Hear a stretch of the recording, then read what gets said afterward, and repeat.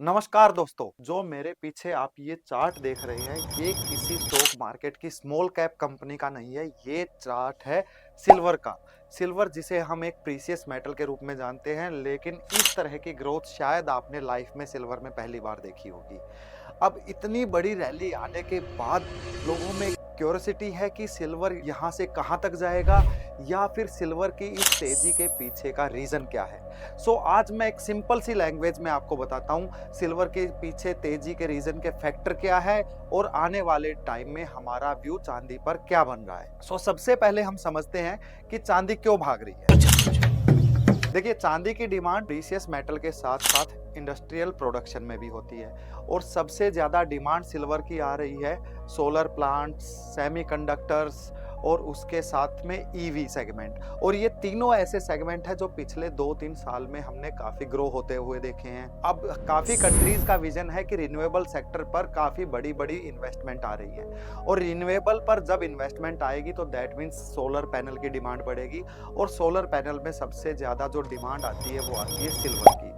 उसके साथ ईवी में जो एक कंपटीशन चल पड़ा है, हमने पहले देखा था सिर्फ टेस्ला थी, अभी BYD, इंडिया में इतनी सारी कंपनी आ गई हैं, तो ईवी की जो बैटरीज होती हैं उनमें भी सिल्वर की काफी डिमांड रहती है। और उसके साथ आपने थर्ड वर्ड सुना होगा सेमीकंडक्टर। ताइवान में काफी शॉर्टेज हुई थी, उसके बाद हर किसी कंट्री ने अपने अपने देश में सेमीकंडक्टर के प्लांट लगाने स्टार्ट किए। जैसे इंडिया में टाटा ग्रुप भी बहुत बड़ा प्लांट लगा रहा है, तो ऐसे ही बाकी कंट्रीज में भी सेमीकंडक्टर पर काफी एक्सपेंशन आया जिसमें सिल्वर की काफी डिमांड निकल के आ रही है। इन तीनों रीजन के साथ साथ अभी हमने देखा कि यूएस में इंटरेस्ट रेट की मीटिंग थी जिसमें इंटरेस्ट रेट कल फेड ने कट किए हैं। अब फेड ने जो इंटरेस्ट रेट कट किया है उसने अपनी प्रोजेक्शन दी है कि 2026 में हम एक इंटरेस्ट रेट और कट करेंगे। तो इन्वेस्टर का क्वेश्चन आता है कि सर, इंटरेस्ट रेट कट होने से गोल्ड या सिल्वर में क्यों रैली आती है।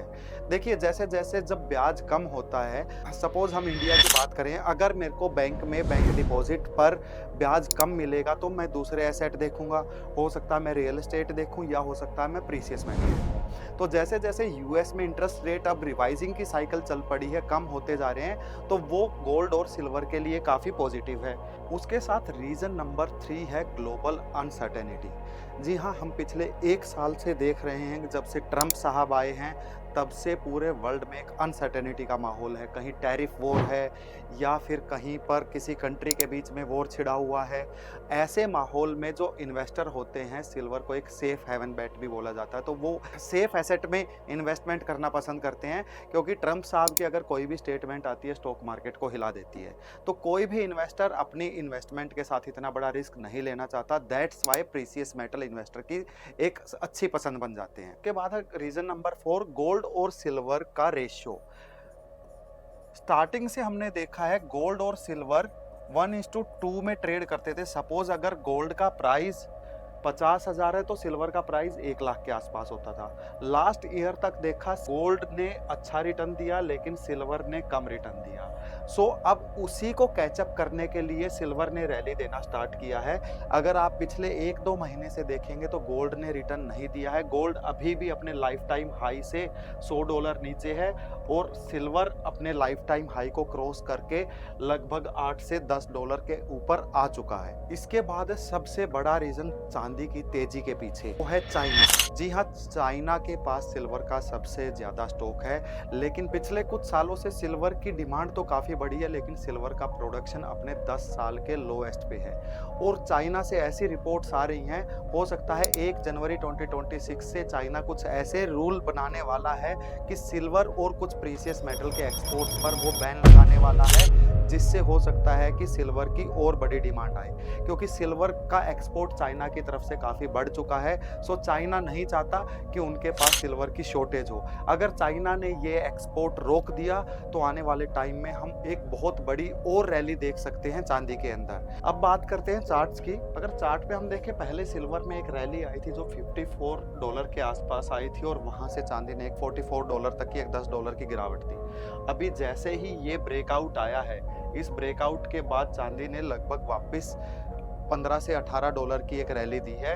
अब मेरे को जो लग रहा है, अगर मैं शॉर्ट टर्म की बात करूं तो सिल्वर में मेरे को यहाँ से एक 4 से 5 डॉलर की तेजी और लग रही है। अगर किसी भी रीजन की वजह से सिल्वर में गिरावट देखने को मिले और आपको अगर 58-59 डॉलर के आसपास सिल्वर मिलती है तो आपको स्टॉप लॉस लगाना है 56 डॉलर का और सिल्वर में लॉन्ग पोजीशन बना लेनी। नियरेस्ट मेरे जो टारगेट निकल के आ रहे हैं at least 68 to 70 dollar, that means यहाँ से 10% की तेजी। अगर मैं इंडियन रुपीस में बात करूँ तो यहाँ पे लगभग अभी 15 से 20 हज़ार पॉइंट की रैली सिल्वर में और आ सकती है।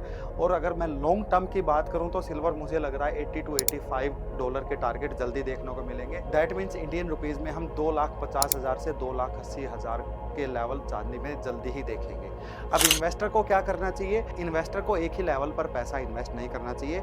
आपके पास सिल्वर में इन्वेस्ट करने के काफ़ी ऑप्शंस हैं। जैसे कि अगर बात करें तो आप ETF के थ्रू भी सिल्वर में इन्वेस्ट कर सकते हैं, जहां पर सिर्फ आप 20 से 50 रुपए की इन्वेस्टमेंट से सिल्वर में पार्टिसिपेट कर सकते हैं। उसके अलावा अगर आप MCX में ट्रेड करेंगे तो MCX में कम मार्जिन के साथ सिल्वर ट्रेड कर सकते हैं, जिसमें आपको एक्सपायरी तक पोजीशन होल्ड करने का मौका मिलेगा। और अगर आप कम लेवरेज में सिल्वर में अच्छी क्वांटिटी उठाना चाहते हैं तो उसके लिए है आपका फॉरेक्स मार्केट, जिसमें आपको लेवरेज काफ़ी ज़्यादा मिलती हैं। लेकिन याद रखना, जितनी ज़्यादा लेवरेज आपके लिए एडवांटेज है उतने ही उसके डिसएडवांटेजेस भी हैं। अगर आपको सिल्वर में किसी भी तरह से इन्वेस्टमेंट करनी है तो हमारा नंबर नीचे दिया गया है, उस पर आप कॉल कर सकते हैं। और आने वाले टाइम में आपके सिल्वर के क्या टारगेट है कमेंट बॉक्स में ज़रूर बताइए, और वीडियो अच्छी लगी तो अपने दोस्तों को शेयर जरूर करें।